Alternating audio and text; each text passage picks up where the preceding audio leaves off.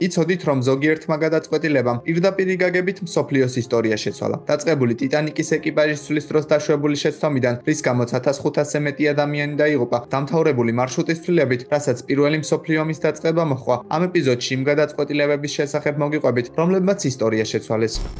ტიტანიკის ჩაძირვა მსოფლიოს ისტორიაში ერთ-ერთ ყველაზე ფართომასშტაბიან საზღვაო კატასტროფად ითვლება, რადგანაც 275 მეტრიანი ლაინერის აისბერგთან შეჯახების შედეგად 1500-ზე მეტი ადამიანი გარდაიცვალა, მაგრამ ყველამ არ იცის, რომ გემის ჩაძირვას ხელი ეკიპაჟის სასწრაფო ცვლილებამ შეუწყო. იქამდე, სანამ ტიტანიკი საუთჰემპტონიდან ნიუ-იორკის მიმართულებით ცურვას დაიწყებდა, კომპანიამ პერსონალის შეცვლა გადაწყვიტა. ამიტომაც მეორე ოფიცერი, დევიდ ბლერი, ჩარლზ ლაიტოლერმა შეცვალა. თითქოს ეს გადაწყვეტილება განსაკუთრებული მნიშვნელობის არ ყოფილა, მაგრამ როდესაც ბლერი გემს ტოვებდა, მას არ ახსოვდა, რომ მისი ქურთუკის ჭიბეში მნიშვნელოვანი გასაღები იდო. გასაღები იმ კარად ასაღებდა, რომელშიც ბინოკლი ინახებოდა. პირველი 4 დღის განმავლობაში ეს ფაქტი ვერავინ შენიშნა, მაგრამ ყველაფერი 1912 წლის 14 აპრილს შეიცვალა. გემი აისბერგს უახლოვდებოდა, მაგრამ ფრედერიკ ფლიტმა, რომელსაც წინხედვა ევალებოდა, ამის შესახებ არაფერი იცოდა. ირგვლივ ყველაფერი ბურუსში ჩაძირულიყო და რაც ყველაზე მთავარია, ამ დროს მას ბინოკლის გამოყენება არ შეეძლო. ფლიტმა აისბერგი მაშინ შენიშნა, როდესაც ის უკვე გემთან საკმაოდ ახლოს იყო. კაპიტანმა გემის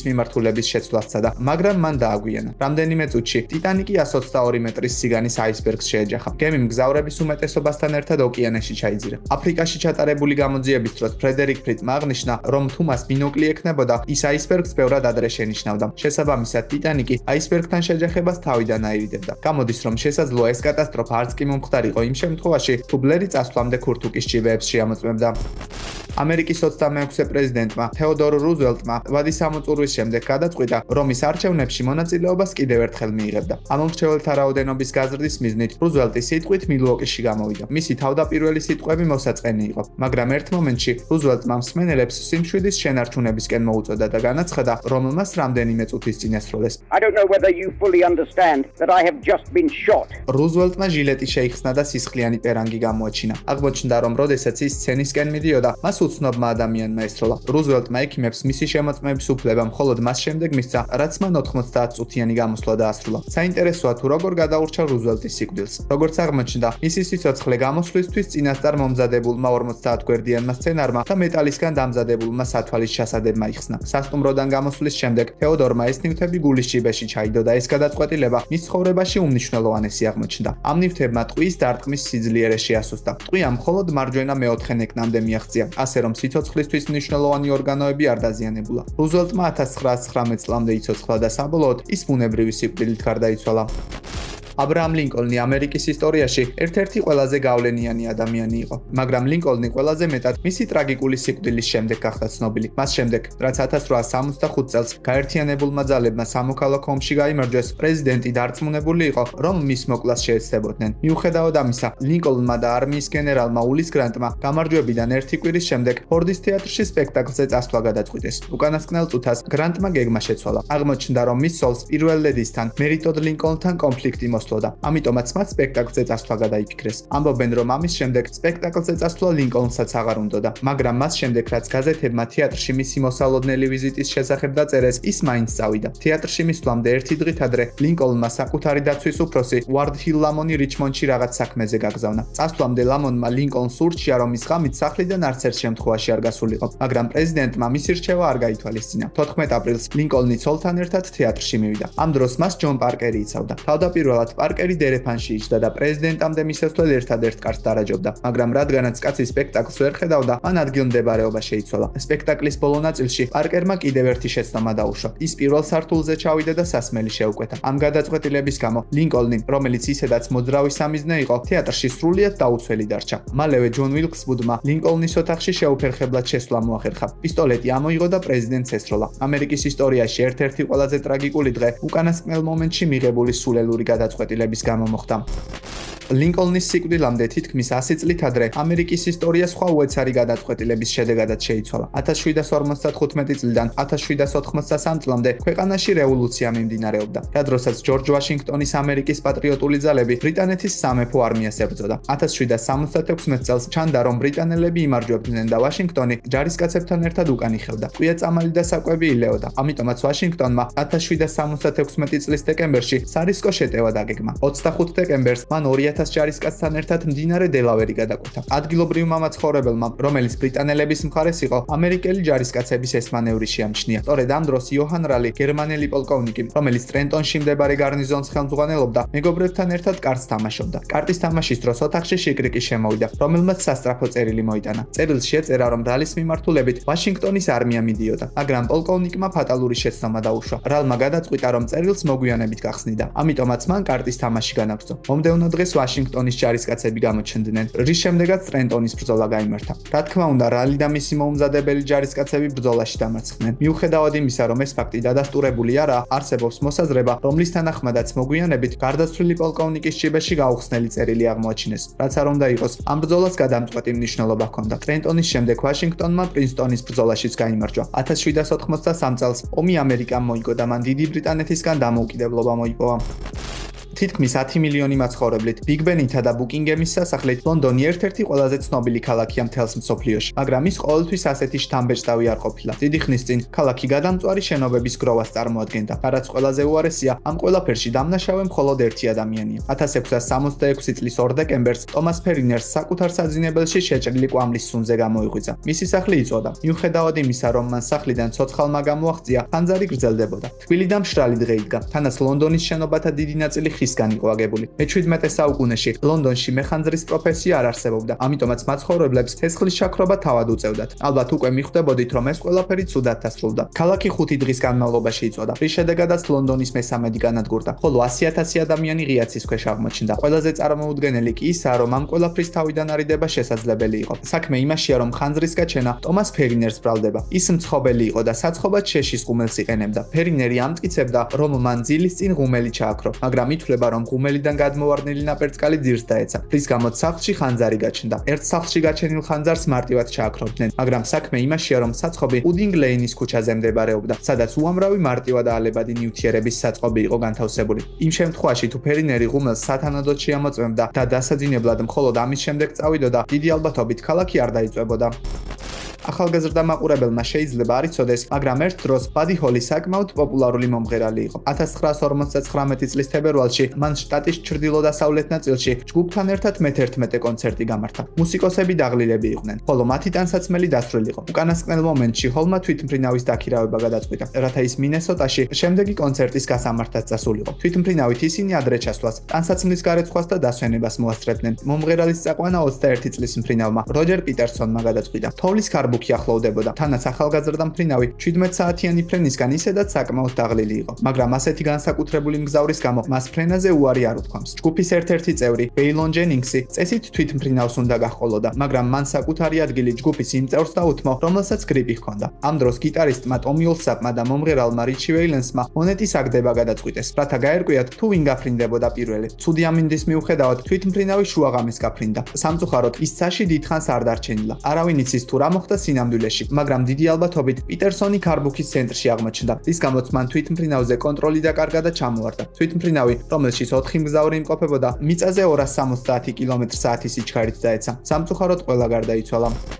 იმავე წელს, როდესაც ბადი ჰოლი გარდაიცვალა, კუბაზე ბევრად ფართომასშტაბიანი მოვლენები ხდებოდა. ფიდელ კასტრო მე-20 საუკუნის ერთ-ერთი ყველაზე ცნობილი ადამიანია. თუ თქვენ აქამდე არ იცოდით, მაშინ გეტყვით, რომ მან კუბაზე მომხდარ რევოლუციაში გადამწყვეტი როლი ითამაშა. 1959 წელს კასტრომ დიქტატორი ფულჰენსიო ბატისტა ჩამოაგდო. კუბის პრემიერ-მინისტრად დანიშნვის შემდეგ, ფიდელმა კომუნისტური რეჟიმი დაამყარა და მალევე საბჭოთა კავშირს დაუმეგობრდა. იმავე წელს, როდესაც კასტრომ ქვეყანაზე კონტროლი მოიპოვა, მან 19 წლის მარიტა ლორენცი გაიცნო. ახალგაზრდა ქალს რევოლუციონერი შეუყვარდა. სამწუხაროდ მისი სიტყვებით, მათი ურთიერთობა საშინლად დასრულდა. ყველაფერი ისე განვითარდა, რომ ლორენცი კასტროს წინააღმდეგ დაგეგმილ ოპერაციაში ჩაერთო. ქალმა ცენტრალურ სადაზვერვო სამმართველოსთან შეთანხმება გააფორმა და საიდუმლო აგენტი გახდა. ამერიკელებმა მას ფიდელის მკვლელობა დაავალეს. ლორენცს ორი მომაკვდინებელი აბი მისცეს, რომლებიც ქალს კასტროს სასმელში უნდა ჩაეღარა. ამის შემდეგ კასტროსთან ჰავანაში ვიზიტი დაიგეგმა. ყველაფერი გეგმის მიხედვით მიდიოდა. მარიტა ჰავანაში ჩაფრინდა და ფიდელს ერთ-ერთ სასტუმროში შეხვდა, მაგრამ გადამწყვეტ მომენტში ქალმა მისი მოკლა გადაიფიქრა. არავინ იცის ეს სიყვარულის გამო მოხდა, თუ მას უბრალოდ შეეშინდა, მაგრამ რაც არ უნდა იყოს, მარიტა ამავები უნიტაზში ჩაყარა. ამერიკელებისთვის და სამწუხაროდ კასტრო კუბას 40 საათი წელი მართავდა. 2016 წელს ის ბუნებრივი სიკვდილით გარდაიცვალა, მაგრამ ყველაფერი შესაძლოა სხვაგვარად დასრულებულიყო.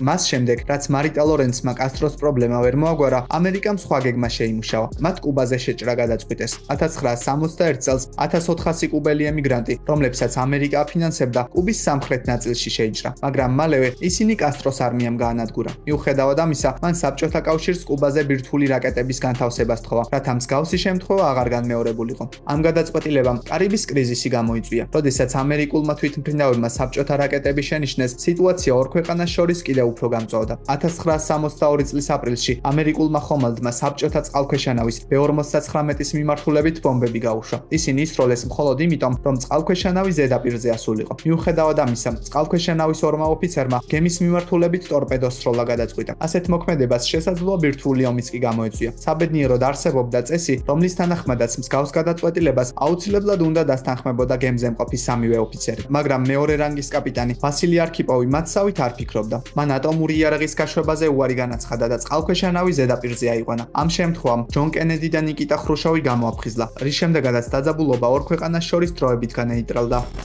ვასილი არქიპოვი ერთადერთი ადამიანი არაა, რომელმაც პლანეტა კატასტროფისგან იხსნა. სტანისლავ პეტროვი საბჭოთა კავშირის საჰაერო თავდაცვის ვიცე-პოლკოვნიკი იყო. მისი ცხოვრება თითქოს არაფრით გამოირჩეოდა, მაგრამ 1983 წლის სექტემბერში წარმოუდგენელი რამ მოხდა. ცვლის დროს მის წინ არსებული ეკრანი წითლად განათდა და მაშინვე განგაშის სიგნალის ხმა გაისმა. ეს იყო სპეციალური სარაკეტო სისტემა, რომელიც პეტროვს 5 ამერიკული კონტინენტთა შორისი ბალისტიკური რაკეტის გაშვებას ატყობინებდა, რომლებიც პირდაპირ საბჭოთა კავშირისკენ მიემართებოდნენ. პეტროვს ინფორმაცია ხელმძღვანელობისთვის უნდა გადაეცა, რასაც აუცილებლად მოჰყვებოდა საპასუხო რეაქცია. მცირე ფიქრის შემდეგ მან გადაწყვეტილება მიიღო. ინფორმაციის გადაცემის ნაცვლად პეტროვმა დაასკვნა, რომ ეს გაფრთხილება სისტემური ხარვეზით იყო გამოწვეული. მან ივარაუდა, რომ თუ ამერიკელები ომს დაიწყებდნენ, ისინი ბევრად მეტ რაკეტას გაუშვებდნენ. აღმოჩნდა, რომ საბჭოთა სატელიტებმა ღრუბლებში არეკლილი მზის სხივები შეცდომით რაკეტების გაშვება დაღიქვეს. თუ გავითვალისწინებთ იმ ფაქტს, რომ ორივე ქვეყანას თითქმის 60,000 ბირთვული ქობინი ჰქონდა, ყველაფერი შესაძლოა კატასტროფულად დასრულებულიყო. თუ თქვენ სტივენ სპილბერგის ფილმი რიგითი რაიანის გადასარჩენად ნანახი გაქვთ, მაშინ გეცოდინებათ თუ რამხელა მნიშვნელობა ჰქონდა ნორმანდიის ბრძოლას. მაგრამ ფილმში ნაჩვენები არაა, რომ შესაძლოა ეს ოპერაცია საწყის ეტაპზევე კრახით დასრულებულიყო. 1944 წელს ერვინ რომელი გერმანული არმიის ერთ-ერთი ყველაზე საუკეთესო ოფიცერი იყო. მას საფრანგეთის ჩრდილოეთ სანაპიროს დაცვა ევალებოდა, რათა მოკავშირეებს ქვეყანაში შეჭრა ვერ მოეხერხებინათ. 1944 წლის ივნისის დასაწყისში ის დარწმუნებული იყო, რომ უამინდობის გამო ლა-მანშის სრუტის გადაკვეთა არავის შეეძლო. ამიტომაც მან გადაწყვიტა, რომ დროებით ყურადღება ოჯახისთვის დაეთმო და საკუთარი მეუღლის დაბადების დღე აღენიშნა. როდესაც ძლიერი შტორმი დაიწყო, რომელი ჰერლინგენში წავიდა, მაგრამ სანამ ის დანიშნულების ადგილს მიაღწევდა, შტორმი ჩაწყნარდა. პრეზიდენტმა ეიზენჰაუერმა 6 ივნისის დილას საფრანგეთში შეჭრის ბრძანება გასცა. გამთენიისას 146,000 ამერიკელი, ბრიტანელი და კანადელი ჯარისკაცი ნორმანდიის სანაპიროზე გადავიდა, რომელის გარეშე გერმანელებმა სწრაფი რეაგირება ვერ მოასწრეს. ერთი კვირის შემდეგ ნორმანდიის სანაპირო მოკავშირეების კონტროლს ქვეშ აღმოჩნდა. ამ წარმატებული ოპერაციის შედეგად გერმანიას ორ ფრონტზე ბრძოლა უწევდა და თითქმის 1 წლის შემდეგ ის ომში დამარცხდა. პირველი მსოფლიო ომი ისტორიაში ერთ-ერთ ყველაზე ფართომასშტაბიან კონფლიქტად ითვლება. 4 წლის განმავლობაში ამ ომში მონაწილეობა 100-ზე მეტმა ქვეყანამ მიიღო, რასაც დაახლოებით 40 მილიონი ადამიანის სიკვდილი მოჰყვა. მაგრამ იცოდით, რომ მისი თავიდან არიდება შესაძლებელი იყო იმ შემთხვევაში, თუ ერთ-ერთი ავტომობილის მძღოლი შეცდომას არ დაუშვებდა. საქმე იმაშია, რომ 1914 წელს ავსტრიის ერცჰერცოგი ფრანც ფერდინანდი ბოსნია და ჰერცეგოვინას ქალაქში სარაევოში ჩასვლას აპირებდა, რომელიც ავსტრია-უნგრეთმა 6 წლით ადრე დაიპყრო. ანექსიამ სერბი ნაციონალისტები გააღიზიანა, რომლებიც თვლიდნენ, რომ ეს ტერიტორია სერბეთს ეკუთვნოდა და იქ ავსტრია-უნგრეთს არაფერი ესაქმებოდა. ნაციონალისტების დაჯგუფების სახელწოდებით შავი ხელის ერთ-ერთმა წევრმა ფრანც ფერდინანდის ავტომობილის მიმართულებით ხელყუმბარა ისროლა, მაგრამ ის მხოლოდ მაშინ აფეთქდა, როდესაც მის უკან მყოფმა მანქანამ გამოიარა. ფერდინანდი ქალაქის ცენტრში სიტყვით გამოვიდა, რის შემდეგაც მან იმ კლინიკის მონახულება გადაწყვიტა, სადაც ცოტა ხნის წინ მომხდარი აფეთქების შედეგად დაზარალებული ადამიანები იმყოფებოდნენ. ეს გადაწყვეტილება კეთილშობილური იყო, მაგრამ ამავე დროს ის საბედისწერო აღმოჩნდა. უსაფრთხოების წესებიდან გამომდინარე, პირველადი მარშრუტის შესვლა და შედარებით უსაფრთხო ქუჩების გამოყენება გადაწყდა, მაგრამ როგორც აღმოჩნდა, ფერდინანდის მძღოლი მხოლოდ ჩეხურად საუბრობდა. ამიტომაც მან ვერ გაიგო, რომ გეგმა შეიცვალა და ის კვლავ ძველი მარშრუტით წავიდა. მალევე ავტომობილმა ფრანც იოსეფის ქუჩაზე შეუხვია. მანქანა სწორედ იმ ადგილისკენ მიემართებოდა, სადაც შავი ხელის მეორე წევრი, გავრილო პრინციპი იჯდა. პრინციპმა იცოდა, რომ თავდასხმა წარუმატებლად დასრულდა. ამიტომაც ის ერთ-ერთ კაფეში სენდვიჩს მიირთმევდა. ფრანც ფერდინანდის ავტომობილის დანახვის შემდეგ პრინციპმა პისტოლეტი ამოიღო და მას ცეცხლი გაუხსნა. რამდენიმე დღის შემდეგ ავსტრია-უნგრეთმა სერბეთს ომი გამოუცხადა, რაც მოგვიანებით პირველ მსოფლიო ომში გადაიზარდა.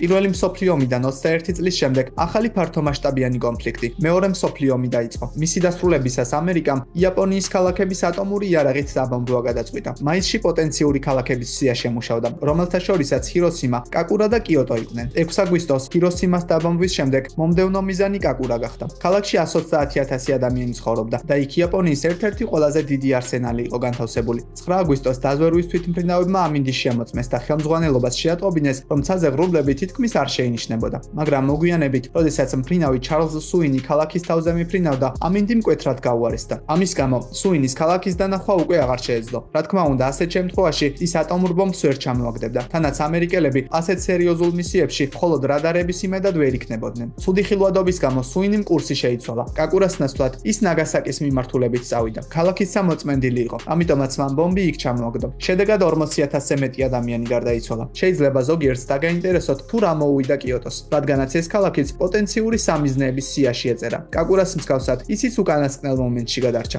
ივლისის ბოლოს ქალაქების დაბომბვამდე რამდენიმე დღით ადრე კიოტო სიიდან ამოიღეს იმის გამო, რომ ქალაქი იაპონიის კულტურულ სიმბოლოს წარმოადგენდა. იქ თითქმის 2,000-ზე მეტი ბუდისტური ტაძარია. ამერიკელებს კი იაპონელების საკმარისზე მეტად გაღიზიანება არ სურდათ.